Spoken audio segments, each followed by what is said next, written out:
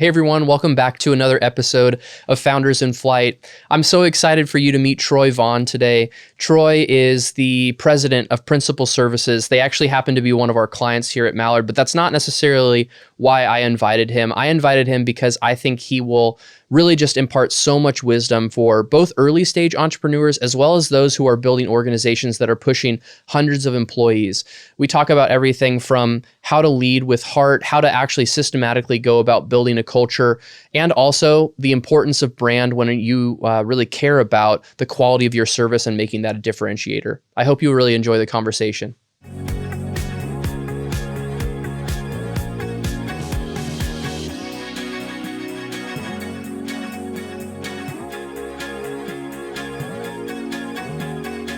Troy, so glad to have you in the podcast studio today, and excited to chat with one of our current clients. But more importantly, just have really appreciated getting to know you as a friend over the last little bit. Can you kind of just introduce us to yourself and tell us your backstory? Tell us who you are and what we need to know to kick off our conversation.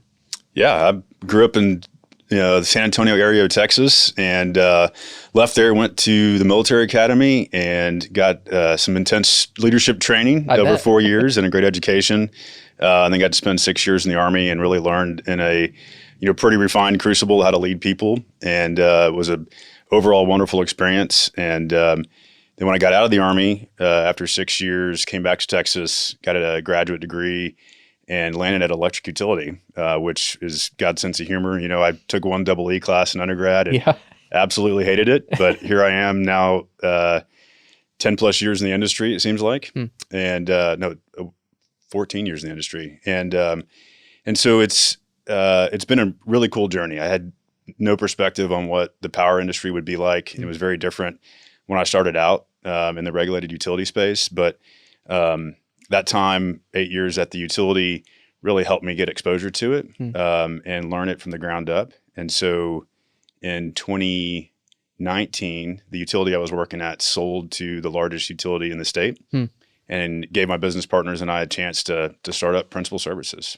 That's so cool. Yeah. Well, I don't want to pretend like I don't know anything about Principal Services, because I think I could qualify for the leadership team at this point.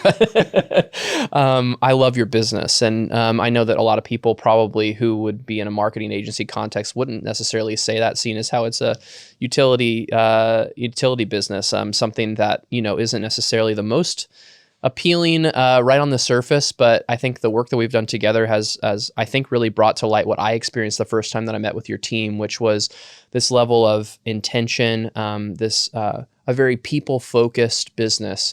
And even as we were chatting before the podcast, you talked about people a lot. That's kind of the predominant thing when I think of you. I think of people leadership is kind of like one of the things that comes to mind.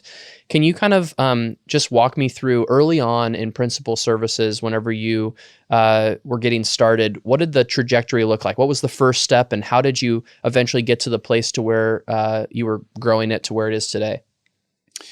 It was absolutely a journey of learning and a lot of faithfulness. So when we were at the electric utility, we found out that they were going to get bought by Encore and started to figure out what is going to be next for, there was 3 partners at the time, Jason Avent, Mark Guthrie, and myself. And we knew we had a good team. We knew we had to build power infrastructure at scale. And so we went to Lubbock Power and Light, who had a big program. We were kind of already working with them in a couple different ways, and asked them if they were interested in our team helping them get this mega project across the finish line. And they said, yes, we'd like to figure that out. And so put together somewhat of a business plan and took it to 3 separate companies and said, hey, are you interested in us kind of starting up a new division within your company? We already have a customer. We already have a line of sight to profitability. Are you interested in us doing that? And they all said no, for what was good reasons, and thank God that they did, because it really opened the door for us to go do it ourselves. And it started out with 4 of us in the basement of Lubbock Power and Light, and none of us lived there, so we were all traveling to it. And we started from scratch, just being project managers, being program managers, helping the client think through complex problems they were going to have in this big project that we'd experienced before. And that's what got us started. And It was a great way, probably the best way you could start an entrepreneurial journey. But we were so focused on working in the business, working for that client. It really took us 2 years to wake up and say, oh, we need to work on this business too, and figure out how to do business development, how to scale with more than just us making every decision. Totally. Well, I think that a lot of people have that basement story is the first thing that I'll say. You know, I've talked with a few folks who talk about being in the barn or being in the garage, or, you know, for me, it was this tiny little home office with a whiteboard that was 11 by 17, if I remember correctly. And I remember, I actually have a picture of it, just like my original to-do list. And when I look back on that, obviously fond memories, and everything starts somewhere. Right. And then you mentioned kind of being at the place where you're 2 years in, and really realizing that there's a different opportunity that might be there. But that's a choice that I think a lot of people have, and few people, I think, understand the implications of the choice to grow versus the choice to, I guess, sustain would be the other option, the other road that you could take. Why did you choose growth? Why did you choose the harder road? Why did you choose the more complicated road, the one that required, and we'll get into this, you know, the people problems that come with growing a business, and also the people opportunities. But why did you choose that road? What about your heart spoke to that direction? I think the non-glamorous side of it was survival, because if we were in a position where that project-based client was tailing off, and so we had to go out and get new clients, we had to create new opportunities, and that necessitated growth in the same breath. And so there was definitely a part of survival, but the people side of it, we told the story at our leadership team meeting this past quarter. You know, I think it was 4 years ago, Jason and I were talking, and we're like, you know, how big do we really want to get? And for some reason, the number of 60 people stuck out in our mind. And so we decided, like, 60 people sounds good. We don't want to get any bigger than that because it might not be fun. And I can't remember what year it was, but it was definitely 2023 or slightly earlier. We hit 60 people, and you know, we're quickly going past that. And I think the reason we kept doing that, making the decision to grow, was just it was fun. And like, we were having wonderful people surround us and helping us share the load of this burden. And business is a challenge. Like, every day there's a new challenge, there's a new decision to make. And as an individual, you don't always know what's right, and you don't always have the expertise and experience to make that call. But if you're surrounded yourself with great people and wise counsel, it becomes a whole lot better and easier. And it's just been fun. Has been the great part. That's awesome. Yeah. What has been, I guess, what has been the ultimate kind of, what's a moment that you look back on early on and you say, that was a moment where I realized that I was really fulfilling my purpose as an entrepreneur and that I was headed in the right direction? Can you pinpoint any particular story that kind of comes to mind whenever you think about realizing that Principal Services was really a part of your personal passion and purpose? Yeah, I'll share two short stories. One was a friend of mine when I was living in Amarillo for the first big project I did for the utility.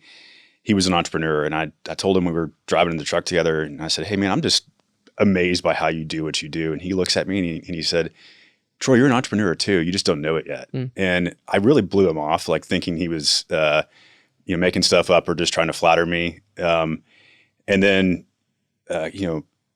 God showed up and kicked us through the door of starting this business a couple years after that.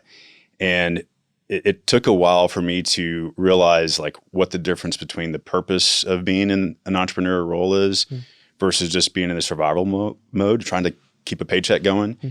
And the purpose showed up to me in just mentors from C12 and other organizations, Faith-Driven Entrepreneur podcasts, of hearing, like, God's purpose for me as an individual and how I'm individually called to fulfill my role with my talents and the gifts that He's blessed me with.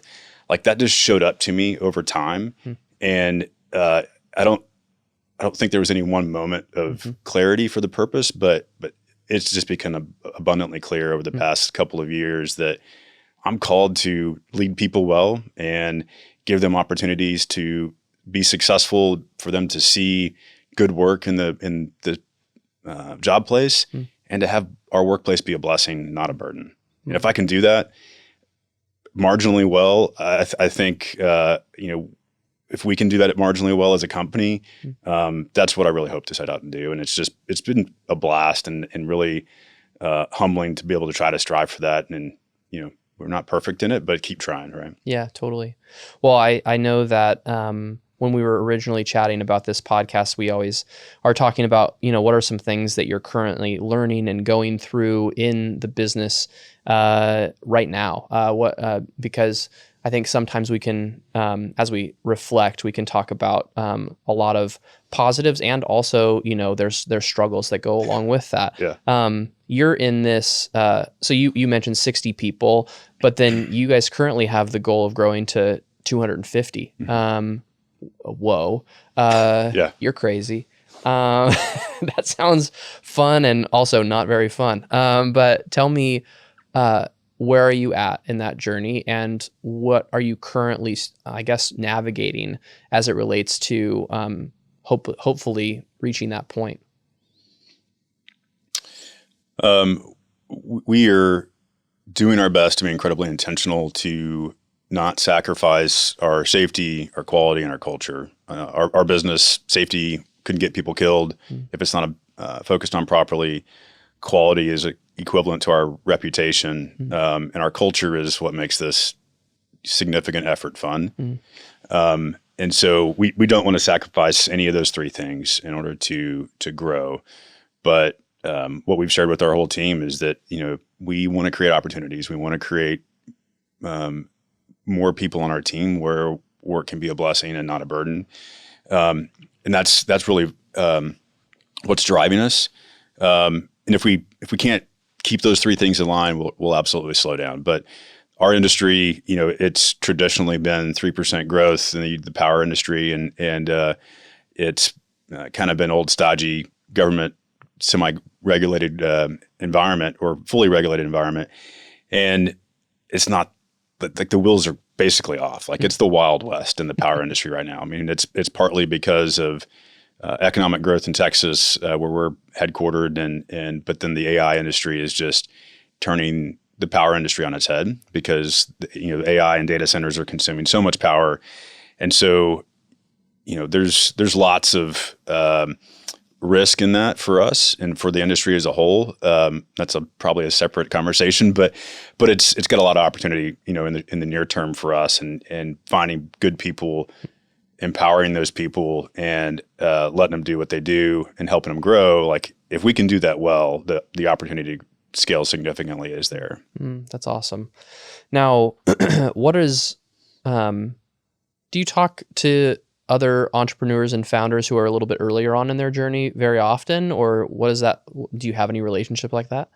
I do. And I love trying to share some war stories, because they're definitely battle scars and tears that have been shed over the years. And I was blessed with really great mentors in my life, and I'm always happy to do that for others. And I usually walk into those discussions with two books that have been transformational in our business. So E-Myth by Michael Gerber, and Traction by Gino Wickman. Yeah. E-Myth is the first book I recommend people read. It's really good at framing the mindset that you have to have, and it's okay for you to have stress, because you're having to wear three hats, and how do you prioritize wearing those three hats of being the technician, the manager, and the entrepreneur? And those are three very different roles. So it just does a great job of helping lay out that framework for new entrepreneurs. And then Traction is a entrepreneurial operating system, and it's fundamentally how we do our quarterly, annual planning, how we run our weekly meetings, and probably the most powerful piece out of that is how we solve issues. Because there's always issues that pop up, whether that's a personnel issue or an accounting issue or whatever. And we expect our leadership team to put those issues on our tracker, and we track those things every moment they come up. And so we get to the meeting we have each week, and we start going down the issues list and we try to solve them as best we can in that moment. And if it's big enough that it requires a separate discussion, we, can give that grace, but we do our best to like put issues on the table and solve them. And it's, what we did early on and what I hear from a bunch of other entrepreneurs is issues don't get solved. And so stuff stagnates and just makes people frustrated because they can't move past the issue that's bothering them. Totally.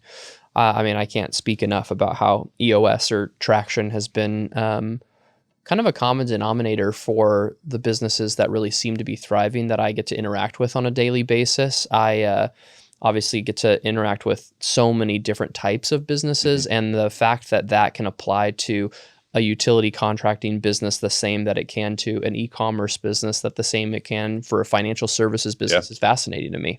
Kind of just these basic principles. Talk me through what are some of the things that for those early stage entrepreneurs, besides kind of best practices or things that you would recommend to them to be able to avoid some of the pitfalls? What are some of the things that you see them struggling with most often? What are some of the horror stories that you hear on repeat from people that you talk to who are early on in their entrepreneurial journey that you're particularly passionate about helping them solve? The two that come to mind, there's lots of like tactical operational stuff, I would say, but like how to solve payroll and how to solve benefits and like those kind of things are definitely out there. There's good consultants, small business consultants to help those issues. But I think the ones that stick out to me right now is capitalization, making sure that you're funded properly without giving up a ton of your equity. And then being super careful with your equity early on, right? Because it's incredibly hard to get back. It's expensive to get back if you can. And then partnerships. Like I've been just incredibly blessed with my business partner and the way that we can solve problems together, the way that we can lean on each other when stuff gets hard, and goodness gracious, it does. But I've also seen the other side of that story where people get into a partnership where the other person doesn't pull their weight, or they end up having very different perspectives on how to continue to invest in the company versus taking equity out, and just being equally yoked and making sure that mindset is there. I don't know that there's a perfect answer for solving that question mark at the beginning of starting a business, but I've seen the benefit of it being done well, and feel incredibly blessed that was a part of our story.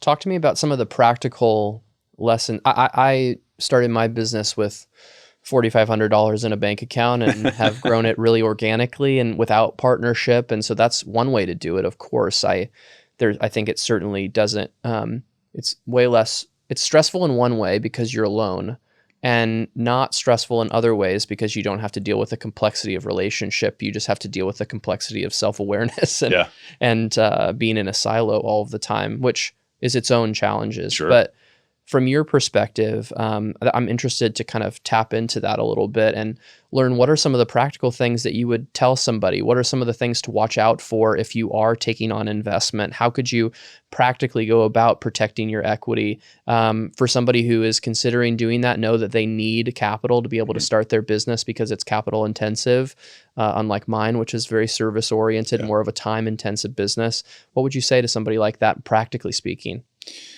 I don't have a ton of experience with that because we, similar to you, bootstrapped it. Yeah. And we were very fortunate that the retention package we got after staying with a utility for a while helped fund our business. And so we were able to keep the equity within our partnership. And but I think the best advice I could give is like, don't make that decision in a silo if you don't have experience doing it. Totally. There are people out there who would love to lean in and give you mentorship in how to go about that process, versus assuming you know what you're getting into with a potential investor. Because there's lots of good investors out there. There's also people that are just trying to take advantage and knowing the difference and knowing what terms you need and how you need to define an exit if you'll get sideways, and how do you protect, your intellectual property. And all that kind of stuff is incredibly important. And just the advice would just be, don't do it in a silo. Go get some mentorship to help to do that well. Whenever you guys decided to that initial project was winding down, and you're like, we're gonna need to do some biz dev, and also we're gonna need some people to make this thing happen if we want to kind of accomplish the 60 goal and now the 250 goal. Right. Part of that, like practically speaking, I would imagine, tell me if I'm wrong, is you got to be pretty risk tolerant in order to do that. Because I'm doing it right now on a scale of, a dozen employees, but you're doing it on a different scale. Am I right that feels risky? And if so, how do you deal with that mentally?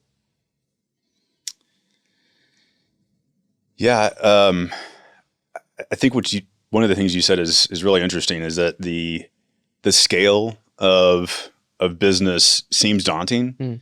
But one of the things that, I'll come back to answer your question in a second, but like one of the things that I've found really interesting sitting in a C12 room on a monthly basis was I've got other people across the table from me who I'll pick on one of my favorite guys. He runs a bank, and the bank's got $2 billion under assets. He's one of the founders and continues to run it. And I remember very early on sitting in that room and listening to him talk about a personnel issue he had. I had the exact same personnel issue at my 10-person company at the time, and was trying to solve it. And I was sweating and just like trying to figure out, how do we handle this risk? And he had the exact same problem, but only he was at a much different, financial and resource scale, but it was the same issue. And all of us are in people business. And so leadership issues, capitalization issues, risk, they're all really the same things. The scale makes them seem more daunting, but for the average entrepreneur who's bootstrapping it, whether you have one employee or none, like there's other people that have been in the boat before, and don't be afraid to go ask and seek help, get that mentorship. But I think from our perspective, the risk of growing and continuing to take that risk, I don't want to minimize it, but we're really fortunate to be in a significantly growing industry right now. Yeah. And the tailwinds are obvious, and it's a bit of like, we don't want to take on too much risk, but the risk of taking not doing it, is also just almost as great. Yeah. Because you become irrelevant if you're not able to provide the resources that we need to. And so I don't know that I have a ton of example of like, is it more risky for us to add people to grow? The answer is probably no, but like we got to do it well. And how it goes back to what I was saying earlier of like, for us, safety, quality, and culture. If we protect those things, keep doing those well, the scale is there. And we're in a very great industry right now. It won't last forever, but if the fish are biting, keep fishing type thing, Yeah, totally. Talk to me about, you talked to me a lot about training and building a culture, one that's focused equally on excellence as it is on just being good human beings. What have you been learning recently as it relates to helping other people succeed in ways that maybe you once had to succeed yourself, and knowing that scale requires you to basically be able to, or mandates that you have to essentially not replicate yourself, but trust somebody else to do it better than you ever could? For me, that's been really difficult over time, because the way that I've built Mallard, of course, was working really hard and being, the way I said it, I'm an 8 out of 10 at almost everything in my industry, and not really a 10 out of 10, but finding the 10 out of 10 and then convincing them to join a company with a crazy person like me. And also being able to embrace my vision that's really, really infused with a lot of purpose, and be able to live that out has been a really challenging exercise. To find that competence that also matches the culture has been really hard. What have you been learning recently about that? And that's you could spend hours talking about that one issue, honestly. The challenge of being a founder and having been a part of every HR, finance, accounting, business decision from day one, and then scaling to know you can't be a part of those decisions anymore. I think it was like 30 or 40 people on the team. Most of our team is consultant based, like project managers, construction inspectors. But at that inflection point of 30 or 40 people, it was obvious that Jason and I couldn't be a part of every decision anymore. And so we were blessed to have another person step up and, just had an abundant trust in her and her ability to think and make decisions in the same way that we would want for the direction of the company. And then, over time, that's just, it's happened, but you've got to be super careful to vet people as much for culture as skill set. And I don't think that can be emphasized enough, because if you bring on someone who's technically competent, or a 10 out of 10 to use your terms, but they don't fit your culture and they are in a leadership position, they can do a lot of damage really fast. And the way we like to say it is, we give a lot of grace from a technical perspective, and we can teach, coach, mentor, skill set improve, all those things. But if you jack with our culture, that's the fastest way to get let go from our company. And that's not a threat to anybody, but it's a promise to the rest of the team, because we've all been in work environments where one person, or specifically one manager, who doesn't have integrity, or they don't treat people with respect, or they just treat people poorly. Those type of environments like cause others to leave, or they cause others to be so disgruntled with their work because they're having to pick up the pieces that somebody else left on the table. Like, that's what causes degradation of culture, and we just want to avoid that at all costs. For somebody, I think the word culture gets tossed around a lot, and I think that when somebody says the phrase good culture or great culture, I think a few common ideas come up, excellence, or empathy, or kindness. Customer service comes up a lot. We provide the best customer service in our industry. Unfortunately, every single one of your competitors is saying the exact same thing that you are. Talk to me about how you actually go about and thinking about other entrepreneurs and practically speaking, how do you actually find people that match your culture? Like, how do you find them and then vet them, as you put it, and then I guess also continually reinforce that culture over time? Just how do you what mechanisms, what levers do you pull to make that happen? Yeah. We've got a really strong recruiter, and she's not from the industry, but did you make that decision on purpose? We were looking for somebody that had industry experience, right? Because our assumption was that they had to be able to talk the talk with our construction inspectors, who are salt of the earth guys, and they know how to build infrastructure. But that was our assumption. But Katie came in the door and just had the lived and breathed our culture, and it became abundantly clear very quickly that the reason she showed up and the reason that she has been so successful in the role that she has is because she helps us interview for culture first. And then she does the job of checking for technical competence and all that kind of stuff. And our managers triple check it. But if someone's not fitting the culture, we don't want to put up with it on our team. Like, if one of our construction inspectors, they've got to be tough to be out there. They've got to be able to put up with the bad weather and long hours and, gruff construction workers. But if they don't know how to solve conflict in a,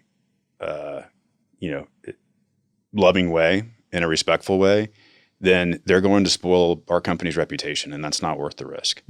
And she does a phenomenal job of screening for that. And, it's been a huge asset. And then we're not batting 1,000, but who is? Exactly. But it's just, it's a great shout out to her. Like, she's been very helpful in making sure that we get the right people in the door. And that's step one. And then step two is reinforcing the culture component. And so part of that is talking about it on a very regular basis. And gosh, I hope the team gets tired of hearing me say it, and if they are, then that means they've taken it up. But if the the second part of it is you got to walk the walk and be the example that you want to others to live by. And I'm definitely not perfect at it. Our leadership team is not perfect at it. We make mistakes all the time, and we talk about that. But we want people to hold us accountable. We want to have an environment where if I say something that comes across as derogatory, then like I want someone to call me out and say, Troy, that wasn't very respectful. This is how I heard you say what you said, and I want the chance to fix it. But yeah, it's so important, and we spend a lot of time talking about adjustments we need to make in our how we run the company to make sure that we are supporting and encouraging that culture as much as we can. Totally. I think one of the things that I've really realized in trying to build that culture myself is I think I have to make investments in myself the same way that I make investments in my team. And both of those things, I think, really help to, I'm almost trying to think of the systems that I need to put in place that really actually tangibly create that culture and make it better over time. And I think early on, I was a little bit afraid to spend resources, I'm talking about time and money, on myself and my team. And the reason why is because, well, resources were sparse. Sure, yeah. And even whenever resources aren't necessarily as sparse, as soon as you think that, all of a sudden they are again, right after you think that they're not sparse. Right. And but I think it's this commitment to making the silly decision that you think isn't necessarily worthwhile, but somebody may be asking for, or it's finding the mentor that you're like, do I really have time for this? And do I really need, this voice in my life? The way I've really put it is I always look at people who I want to be like when I grow up, and I just ask them to be my coach. And for me, that has been transformational. I think the one watch out I would have for people in building up yourself as a leader is some people like me are crazy and they welcome too many voices into the equation. I think I did that a couple of times early on, where once I decided to start making investments in myself and investments in my team to build that culture up in tangible, practical ways, I almost over-indexed on having so many voices that it became confusing. And I was like, well, this person that I respect says this, and this person that I respect says that. Which one's right? Oh no, I'm now forced to choose between two people that I respect deeply who have varying opinions. And so I'm talking, I had maybe 12 voices in my head at any given time. I think one or two is a great place to start. I would probably recommend capping it at a certain point. But I think that those types of decisions are ones that may seem almost irresponsible for an early stage entrepreneur, but I can't recommend it enough. Oh, it's invaluable. Totally invaluable. Have you had people like that in your life? Yes, 100%. And you got to seek them out. Totally. And be intentional about who is providing that influence on you as a leader. And for me, it was C12, Christian-based peer group for owners and CEOs. And it's been transformational in my personal walk with Jesus, and also in my how I view running the business. So that's been really good, both the curriculum they put out, but also the peer group that's around to help me have better wisdom and help me solve problems, and then give me exposure as I'm listening to them and their problems, right? And I think the other part would be outside of an organization like that, but finding, if you have 12 people that are that impressive to you and that you want to be like when you grow up, you don't have to subscribe to all of them all the time, but be able to pick up the phone when you had a finance problem, that one finance guy is there, even though you don't have to talk to him every week. That's incredibly valuable. Yeah. We've also been through the same thing. A little bit different than the way you said it, but you can get so many good ideas thrown at you, and they're all well-intentioned good ideas that will could make a big difference in your company. But if you tackle all of them in a given year, you may lose focus of your core business. And we've definitely, it's a blessing to have a lot of hard driving, well-intentioned people on your team, which we are so blessed with. But we sit around a table and they're like, yeah, let's do all 10 of those things. And we're just like, oh crud, we got 2 of them done and they weren't all that well done. Let's do the 2 next time. Just do them great. Yeah, we use the Working Genius here, which is assessment by Patrick Lencioni. And, honestly, love it so much. I digress, but I would say I have a rule that if there's 3 people in my organization that all have invention, and I say, if you see 3 of us in a room for more than 15 minutes, somebody please come and interrupt us, because we're probably up to no good at that point. Sometimes it's genius. A lot of times it's distraction. Yeah. And I think that discernment and tenacity are the 2 that I really have found a lot of value in. For anybody who looks at that assessment, discernment is my wife has discernment. She is actually the only person in my direct orbit who has that as one of her geniuses, which is a vulnerability for me. But I've actually forced myself to be more vocal about my decision making in ways that, honestly, I'm exhausted at the end of the day. And I think a lot of people would probably share in this, going home and being welcomed by 2 toddlers and, enjoying that, but also just being like, I just don't really want to talk about my day, but forcing myself to form this habit of, when she says, how was your day? Not just good, but it was challenging because of this potential decision that I'm making. That's and so good. I'd really like to get your discernment on it, because I can invent and galvanize all day long, and all of a sudden we're going to be moving into different countries when we shouldn't really be there. But I really value that discernment in her, and tenacity, the other one to speak about that.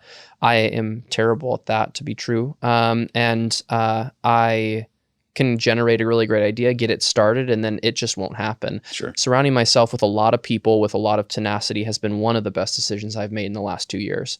And I use that assessment in our hiring process. It's the last step. And the way I say it to candidates is, this should be the tool that we use to affirm how we've understood you throughout the interview process. And if it doesn't come back the way that we're expecting, either we need to ask better questions, or you weren't truthful, which of course is usually not what I say. Yeah. But to me, that's really been a helpful tool. Okay, ready for a hardball question? Okay. What's a piece of feedback that somebody on your team gave you recently that made you feel frustrated? And how did you come out the other side of that and grow from it? Feedback on my leadership? Mm-hmm. Yeah. Well, it kind of goes back to the discussion we had earlier about, as a founder, being willing to let go and trust others to do their work. Yeah. And the feedback directly was, sometimes you come across as micromanaging, and that's definitely not what I want, right? Like, that's not what I hope to be as a leader. And it was eye-opening to me, and I continued to struggle with it, because everybody receives accountability, and they receive feedback, and they receive challenging in different ways. Yeah. And so the way I give that accountability, feedback, and challenging to one person has to be different than I give it to another person. And that's not intuitive for me as a, longtime military person. Like, it's pretty direct most of the time. Yeah. So it's a leadership learning moment for me, and I've got to figure out how to lead that person better than I did yesterday. And it just requires me to adapt my leadership style, and I haven't figured it out, but I'm trying. And so leadership is not like riding a bike. You've got to constantly adapt and learn and just continue to evolve. And the challenging part is you're leading humans, and humans are all different. And even though their culture index or their working genius might be exactly aligned, like their history, their mood of the day, or what happened at home, like is going to impact how they respond and how you need to lead. And I was blessed to learn that a long time ago in the Army. And it's, I'm still learning it today. But it's a beautiful and challenging thing. What's one thing that you, besides what you just mentioned, what's one thing that you really want to grow in the next 12 months as you think about 2026 for your own professional development? I think these are the types of things that don't get talked about a lot. Yeah. I think you and I probably spend a lot of time talking about our companies. Right. And in a lot of ways, our companies are almost synonymous with us. Right. But I'm curious about Troy and what does Troy want to get? How does Troy want to grow this year, separate from the feedback that you've given? But what is the thing that you're most critical on yourself about, and the biggest opportunity that you see for yourself? Yeah. I'm blessed with an amazing wife and 4 beautiful kids that are, thank God, healthy and just vibrant. And they're the best part of my life. And so being very, very diligent and intentional to like have the right balance of, for me, it's putting God first. It's putting my family second. It's taking care of my health and fitness so that I can, still keep doing what I love to do. And then it's got to be work. And I would assume most entrepreneurs out there who are, have even the notion of starting a business, they've got enough grit wired in them that they feel very comfortable putting their head down and working hard. That's easy. It's being finding that way to set up the right priorities and hold yourself accountable to them.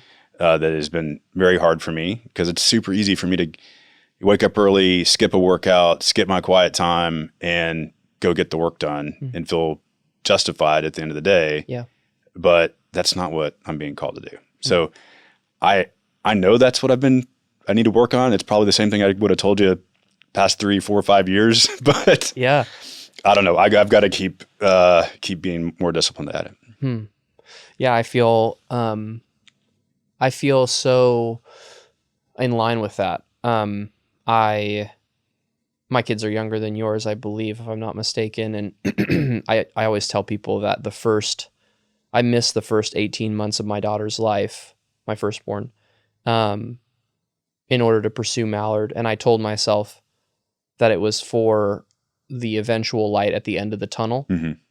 And part of me wants to say, I now have the opportunity to spend time with her. Part of me wants to say that. It's not a great narrative to paint, because I don't know that it really illustrates my point, but I do get to spend time with her. But I guess the challenge I would have for myself is, I think I had that opportunity back then too.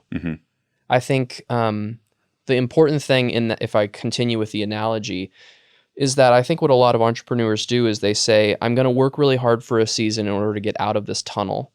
And then once I reach the light, then everything will be great. And I'll have this company that runs itself and will be financially stable for life, and I'll have ultimate freedom. Yeah. And I think what they end up doing when they get to that point is they just keep building the tunnel. They never actually go out into the light. They just extend it and extend it and extend it. Yep. I used to go to Yosemite often whenever I lived in California. And I remember driving up this windy road, and there's this view of Yosemite that everybody knows if you look at it on a postcard, and there's a huge lookout for all these cars to park for you to get the photo of Yosemite. And I remember there's a tunnel right before you get to that. And I remember the moment when I came out of that tunnel and I saw Yosemite for the very first time. It blew my mind. And I don't know why, but I think of that tunnel often when I think about entrepreneurship, being totally genuine. I'm not just making this up because it sounds good, but it does sound good now that I'm saying it. But whenever I saw Yosemite, I was like, whoa, this is beautiful. Yeah. And I just think about entrepreneurship, and I'm like, if you just keep building the tunnel, you never get there. Yeah. So I think there's this acceptance of, maybe you just need to build the tunnel a bit slower. You may still be in the tunnel, and that's part of the journey, but slow down a bit, and you don't have to build as fast to get to the end. It can just be a journey. You also can build it really fast and get there really fast, but step into the light, for goodness gracious, step into the light. Because what's there is what it was supposed to be all along. Every tunnel starts before you go into a tunnel, it's light on that side. And so I would say that your family, your relationship with Jesus, your deep founding of peace because of both of those things I've already mentioned are going to be the thing that sustains you on the other side of the tunnel. And it's the same thing that you start with. Yep. And so building a company can feel like that, but I would just encourage people that it's pretty beautiful on the other side. Well, I would maybe twist the metaphor just a little bit in that as you're digging the tunnel, you need to be honest with yourself of, are you wired in a sense that you're ever really going to quit? And Mike Sharrow at the C12 conference this past year shared a story very, very similar to what you're talking about. And he basically, his wife, he'd been, taking this 2-year project and extending it for extra years. And it finally got to his point where his wife came to him and said, I think you're lying. I think you're lying to yourself. Yeah. That you're ever really going to change. And like, she wasn't mad at him. But he hadn't recognized when she had that he's wired to create. He's wired to go keep digging that tunnel because he's creating opportunity for others that wouldn't otherwise be there. And if you can be honest with yourself and accept that of like, that's just how I'm wired and what I'm going to keep doing probably for the rest of my life because it's what gives me fulfillment. If that's who you are, then you got to figure out ways to create light while you're digging the tunnel. Yeah. And that means like being very, very disciplined. And I'm saying this and I'm pointing the finger at myself of spending time with your Lord, spending time in the quiet time, spending time with your family and taking care of your health. Right. And if you don't do those things, you're going to wake up when you're 65, 75, whatever the age is, and you might have a really cool tunnel, but it's going to be not as fulfilled as you would otherwise hope it to be. 100%. So good. Couple of last questions. I like to ask this towards the end of every conversation, but what is one thing that if there was a third member of our conversation today and they were somebody who was in year 1 of starting their business and they were right in the thick of it, and all the vulnerabilities that come along with that place because you've been there, what's one thing that you would say to them to encourage them to keep going? Or what's one piece of wisdom you would give or piece of advice that you would share with them? I think it would go back to just surround yourself with people that you love to work with. That's got to be mentorship. It's got to be employees in the company. It's got to be people at your church or your spouse. And if you're not getting your cup filled, if you're not feeling joy and love in doing this entrepreneur stuff, like you're going to flame out. So, work is hard no matter if it's working for somebody else or working for yourself. But if you don't have that joy and showing up to work every day as an entrepreneur, like, I don't know how you do it. Totally. Okay. Next question. I know Principal Services well. I also spend a lot of time on brand. This is something I think about a lot. What is that and how do you create it? And obviously you and I have talked a lot about how it goes so much further than just a logo or colors or even just your thought or intention. It really comes down to the feeling that you create for others and the way that you do that consistently on repeat and systematically at that. What do you want your brand to be known for? Yeah, I think you and your team helped us kind of get that perspective of we've got to do a good job of sharing our story in a way that, because to me, I took a marketing class in my MBA. It wasn't my favorite class, to be quite frank, but hopefully you learn more in our process than that class taught you. Yes, Great, for sure. But like you get this perspective of branding is just, the Coca-Cola label or whatever, right? Yeah. And how does that help drive more revenue? But what I loved about the process with you guys is it helped me understand how to tell the rest of the world who Principal Services is, not just what we do. What we do helps create revenue, obviously, but I hope with this conversation it's become obvious, like, who we are matters more to me than what we do and how much money we make. And so your brand has to represent and the words you say has to represent like who we are as a team. Like I want people to want to come to work for Principal Services because we take really good care of our people. And I want our clients to hire us and continue to hire us because we take care of our people first, and therefore they take good care of our clients. That's if 10 years from now, 50 years from now, there's no guarantee how long it lasts, but I'd love for principal services to be known for just taking really good care of people, loving people, and treating them according to our core values. It's really good. To close, just, really want to say thank you for the conversation, and have really enjoyed this conversation, and but also all of our other conversations too. I'll never forget in my initial meeting with your team, I was sitting across the table from a number of them and asking a lot of questions, as we do. And it was the very first part of our process. I think you know this story. And as soon as I got to a point in the conversation where we were talking about all the things that we talked about on this podcast, people and purpose and the heart of the organization, how do you want to be remembered as a brand, these types of things, they're like, man, I wish Troy was here. And I wish that he had a chance to speak into this. And I'm grateful that you were engaged in our process. And I know that that's challenging in the midst of growing a business. You and Jason were really involved in addition to your wonderful team. I mean, truthfully, wonderful team. I'll always scream that from the rooftops that some of my favorite relationships have been built with companies just like yours. It's why I started my company, is the same way you want to serve people, the same way you want to serve your team and your clients is exactly how I feel. And I'm grateful that you allowed us the opportunity to do that. Yeah. When I think about your business, Principal Services, one of the things that came up in our conversations that I don't even know if you know, but we said to ourselves, what is the singular principle that Principal Services is built on? And we asked ourselves that question. I think it was maybe an 1.5 hour long meeting internally. And he said, if we had to say that it was built on one principle, what would it be? And the word that came up was care. And I think that that's really authentic to who you are. And my hope is that people who are listening today, one, know that about you. And then number two, that they really know that it's possible for them to create that same narrative for their business. Yeah. That it's for people who haven't already started that business where they want care to be the center. I know that may seem intangible from a brand, from a marketing standpoint, but I don't believe it is. I believe it's actually, you can prove it. And I think you guys are doing that. So kudos to you.